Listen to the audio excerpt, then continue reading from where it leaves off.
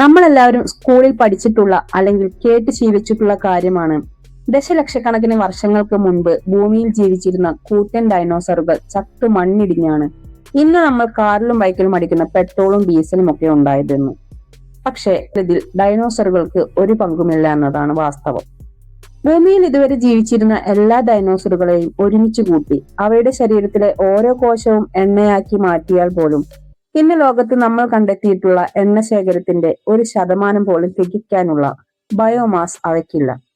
അപ്പോ പിന്നെ ഈ കോടിക്കണക്കിന് ബാരൽ എണ്ണ എവിടെ നിന്ന് വന്നു? ലോകത്തിലെ ഭൂരിഭാഗം സ്ഥലങ്ങളിലും എണ്ണയില്ലാതെ എന്തുകൊണ്ടാണ് ഈ എണ്ണ മുഴുവൻ മിഡിൽ ഈസ്റ്റിലും വെനസ്വലയിലും മാത്രം പോയി ഒളിച്ചിരിക്കുന്നത്? ഇതിനു പിന്നിലെ ഞെട്ടിക്കുന്ന ശാസ്ത്രവും ജിയോ പൊളിറ്റിക്സും നമുക്കിന്ന് ഡീകോഡ് ചെയ്യാം. Welcome to the Nile decodes. ദശലക്ഷക്കണക്കിന് വർഷങ്ങൾക്ക് മുൻപ് ഭൂമി ഇന്നത്തെ പോലെയല്ല. ഇപ്പോൾ നമ്മൾ കാണുന്ന പല മരുഭൂമികളും പർവ്വതനിരകളും പണ്ട് ആഴം കുറഞ്ഞ കടലുകളായിരുന്നു. ഈ കടലുകളിൽ കോടിക്കണക്കിന് പ്ലവകങ്ങൾ ജീവിച്ചിരുന്നു. ഇവ ചത്തു കഴിയുമ്പോൾ സ്വാഭാവികമായും കടൽത്തട്ടിലേക്ക് അടിയും. സാധാരണയായി ഒരു ജീവി ചത്താൽ അത് അഴുകിപ്പോകും. ബാക്ടീരിയകൾ അതിനെ തിന്നു തീർക്കും, അല്ലെ? പക്ഷെ ചില സാഹചര്യങ്ങളിൽ കടൽത്തട്ടിൽ ഓക്സിജൻ വളരെ കുറവായിരിക്കും.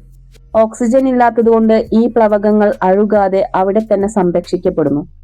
കാലക്രമേണ ഇതിനു മുകളിൽ മണലും ചെളിയും അടിഞ്ഞുകൂടി വലിയ ഭാരമായി മാറും. ഇതിനെയാണ് നമ്മൾ സെഡിമെന്ററി ലെയറുകൾ എന്ന് വിളിക്കുന്നത്. ഭൂമിക്കടിയിലേക്ക് പോകുന്തോറും ചൂട് കൂടുമെന്ന് നമുക്കറിയാം. ഈ ചൂടും മുകളിൽ നിന്നുള്ള കഠിനമായ പ്രഷറും ചേർന്ന് ഈ പ്ലവകങ്ങളെ ഒരു മെഴുക് പോലെയുള്ള കെറോജനായി മാറ്റുന്നു. ഈ കെറോജൻ ഏകദേശം 2 മുതൽ 4 കിലോമീറ്റർ ആഴത്തിലെത്തുമ്പോൾ താപനില വീണ്ടും വർദ്ധിക്കുന്നു. ഇതിനെ ശാസ്ത്രലോകം വിളിക്കുന്നത് ഓയിൽ വിൻഡോ എന്നാണ്.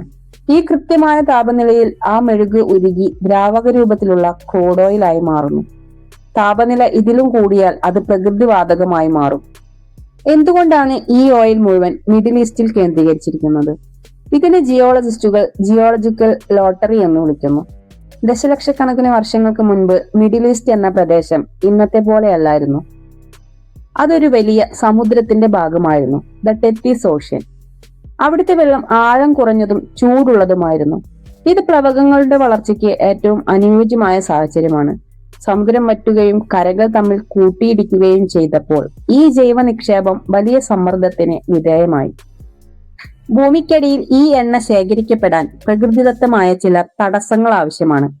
മിഡിൽ ഈസ്റ്റിലെ പാറകളുടെ ഘടന ഇത്തരം എണ്ണയെ ഒരു കുപ്പിയിൽ എന്ന പോലെ അടച്ചു പിടിക്കാൻ സഹായിക്കുന്നു. സൗദി അറേബ്യയിലെ ഖവാർ പോലുള്ള ഭീമൻ എണ്ണപ്പാടങ്ങൾ ഉണ്ടായത് ഇത്തരമൊരു ലോട്ടറി മൂലമാണ്. ലോകത്തിലെ ഏറ്റവും വലിയ എണ്ണ നിക്ഷേപം വെനിസ്വലയിലാണെങ്കിലും മാർക്കറ്റിൽ സൗദി അറേബ്യയെ പോലെ ആധിപത്യം ഉറപ്പിക്കാൻ അവർക്ക് കഴിയാത്തതിന്റെ പ്രധാന കാരണം എണ്ണയുടെ ഗുണനിലവാരമാണ്. ടാർ പോലെ കട്ടിയുള്ള ഈ എണ്ണയ്ക്ക് പിന്നിൽ പല കാരണങ്ങളുമുണ്ട്. ഈ എണ്ണ നിക്ഷേപങ്ങൾ ഉപരിതലത്തോട് വളരെ അടുത്തായതിനാൽ ബയോഡീഗ്രേഡേഷൻ വഴി ബാക്ടീരിയകൾ എണ്ണയിലെ ലഘു തന്മാത്രകളെ തിന്നുതീർത്തു. രണ്ടാമതായി, ആഴം കുറവായതിനാൽ ഭൂമിക്കടിയിലെ കഠിനമായ ചൂട് ഏൽക്കാത്തത് എണ്ണയെ സ്വാഭാവികമായി ശുദ്ധീകരിക്കാൻ സഹായിച്ചില്ല.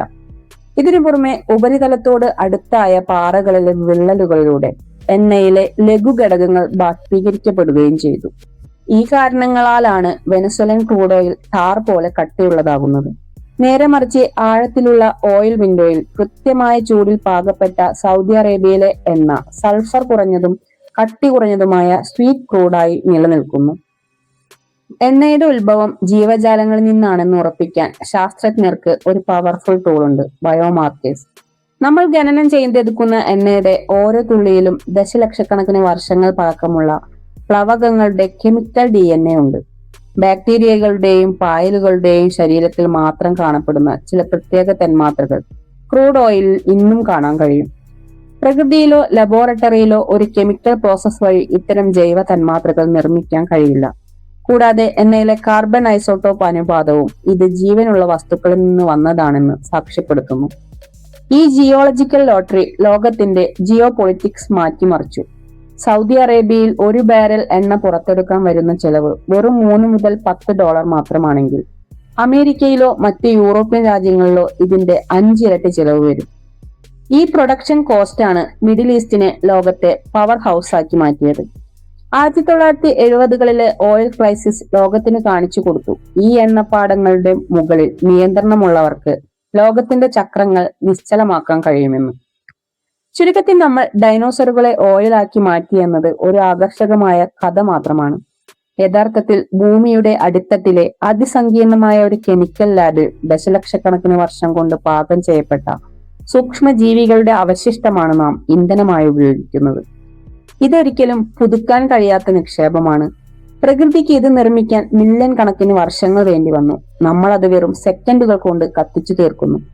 ശാസ്ത്രം നൽകുന്ന ഈ തിരിച്ചറിവ് നമ്മെ മറ്റൊരു വലിയ സത്യത്തിലേക്ക് നയിക്കുന്നു. നമ്മുടെ ഊർജ സ്രോതസ്സുകൾ മാറ്റേണ്ട സമയം അതിക്രമിച്ചിരിക്കുന്നു. ഈ വിഷയത്തെക്കുറിച്ച് നിങ്ങളുടെ അഭിപ്രായങ്ങൾ താഴെ കമന്റ് ചെയ്യുക. ഇതുപോലുള്ള ഇൻഫർമേറ്റീവ് വീഡിയോസിനായി ചാനൽ സബ്സ്ക്രൈബ് ചെയ്യും. Thank you.